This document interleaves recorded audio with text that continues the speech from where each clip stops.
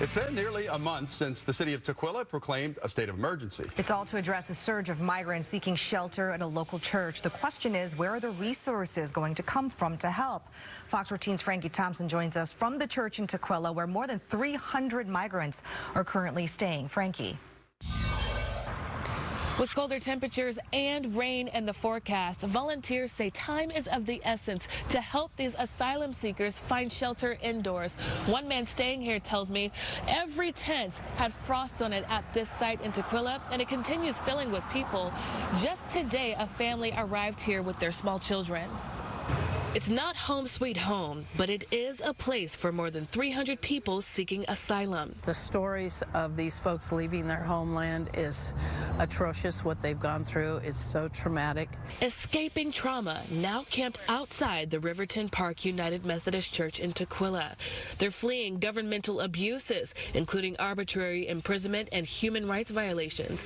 About half the people are from Venezuela and the other half from Angola. The Angolans fly to Brazil and then travel up on foot or by bus to our southern border, cross the southern border, and then ask for asylum because they have a threat they can't go back to their country. Volunteers are helping the church feed and clothe these migrants as they try to find a place to stay indoors. But the challenge is the region is already dealing with the homeless crisis, and most shelters are full. And I'm hoping it's temporary. The church's soccer field was only supposed to be a short-term solution, but Pastor Jan Bolerjack says asylum seekers continue showing up. Our problem is that we don't have any outflow. There's no place to house them. The need is urgent and the need is now. This is a local instance of a national situation where destination cities have just been overwhelmed by these needs. On October 6th, City of Tukwila declared a state of emergency, seeking funding and resources from state and federal government to address the influx of asylum seekers. But almost 1 month since the proclamation, Community Development Director Nora Girloff says Tukwila hasn't received many answers. We are meeting regularly with a pretty broad range of service providers, different levels of state and local governments. We have not found the big solution yet, but we're hoping that that's moving forward.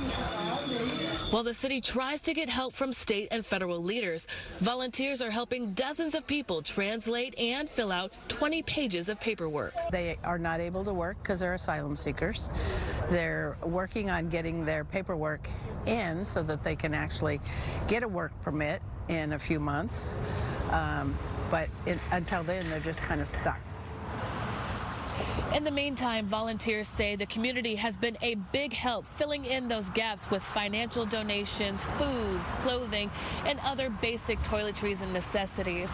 The city says it has also helped the church with some technical assistance. Reporting in Tukwila, Frankie Thompson, Fox 13 News.